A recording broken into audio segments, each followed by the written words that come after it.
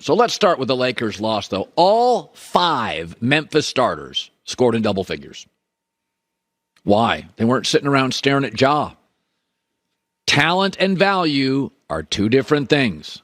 If you look at the last 2 seasons, including the playoffs, the Grizzlies statistically, with Ja and without him, they win a little more. They're much better defensively. Their net rating is double. They're a better team without him. I'm sorry. Sorry, fanboys. They are. That's why Atlanta's thinking of trading Trae Young. When you let 19-year-olds come into a sport, they're not emotionally ready, and they're not great basketball players. They're great shooters or great scorers. But Ja Morant's a highlight phenom. He's absolutely athletic. He's a blast to watch. He's not a great basketball player overall. He's a great scorer. This is not a small sample size. It's 50 games. And they're better defensively. They're better offensively slightly. They move the ball better. Listen, when Tim Duncan or Michael Jordan or Bird or Magic or LeBron or Steph, when they leave a team, the team collapses. As big and as successful as Apple was, Steve Jobs left, they almost went insolvent. They had plenty of good engineers, designers around the building. He comes back, they flourish. You know, Steph Curry didn't walk into this league ready to carry a team. He needed a running mate. He needed to get stronger. He needed the right coaching. He needed to mature. Steph wasn't a great basketball player year 2 in this league. And Ja Morant's not a great basketball player. He's a highlight.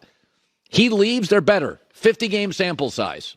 Last year he left, they were better. Last night, they were better. The best quarter the Lakers have had in this series was the 3rd quarter in Game 1. Ja was on the floor. The best quarter the Grizzlies have had was the 1st quarter last night. Ja wasn't. And did you notice Tyus Jones? LeBron James noticed this. Tyus Jones has led the NBA in assist-to-turnover ratio 5 straight years. He's the backup.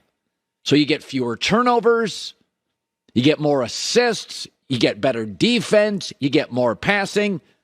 LeBron saw it. He knew what he was up for. I know that's hard for people to wrap their brains around because you watch a Trae Young or you watch Ja Morant. But you know who else watches them when they first come into the league? GMs and scouts. And everybody in the first year to year and a half is like, wow. And then you start, through film, picking apart their game and seeing what they can't do. And there's a lot of things Ja doesn't do particularly well. Dribbles too much, sometimes flashy, doesn't play defense. I can like Trae Young and Ja Morant, like them both.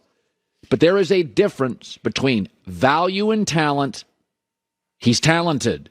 He is not statistically that valuable. Maybe to merchandise and ticket sales, but the numbers don't lie. Through 2 years. Last night, they looked great.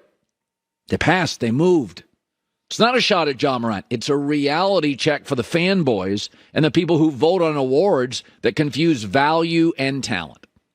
So I saw this yesterday. We talked about this yesterday at some length, but it's worth discussing. So according to Woj, the Warriors' reaction to Draymond Green's suspension, they weren't mad at Draymond.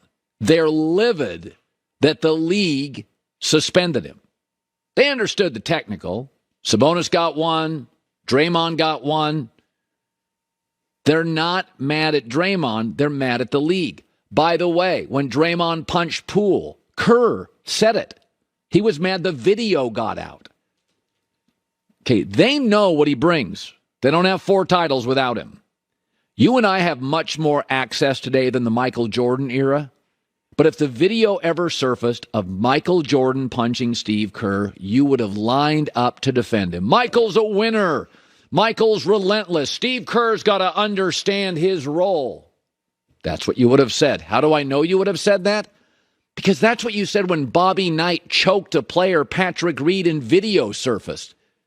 Because Bobby Knight won. Well, Patrick Reed, it wasn't really a choke. I had a co-host that literally argued that. It depends on the angle of the video. No, it's a choke. You can't touch somebody's son. And they lined up to defend him because he won. Bulls fans love when Rodman was annoying the Lakers or the Pistons or the Celtics. Everybody in New York adored Charles Oakley, though he couldn't score, couldn't shoot.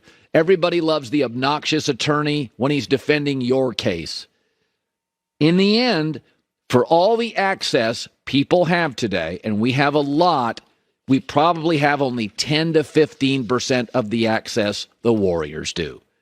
They know what he's like at practice, in meetings, on team planes, on the road, galvanizing people. Said this yesterday, great offensive teams can get very complacent because it's so easy. Great defensive teams don't. They know it's hard work, toughness, but great offensive teams are so skilled. Go back to that Kobe Shaq team after they won the first title. I mean, it was just one of those, they couldn't wait to get to the playoffs. The regular season was tedious. And so Steve Kerr, once again, they know what he provides. You don't have to like it, but I've watched my entire career. Everybody in Dallas hates T.O. Oh, wait, he's a Cowboy? We love T.O. Everybody in Detroit loved Lambeer, Rodman, the tough guys, Maurice Lucas in Portland. So I don't want to hear about this is outrageous. I could make an argument that Sacramento smartly has found their version of Draymond. Now, he hasn't kicked anybody in the groin, but Sabonis is tough. He's theatrical. He's annoying. One of the first signs you're respected in this league when they call you annoying.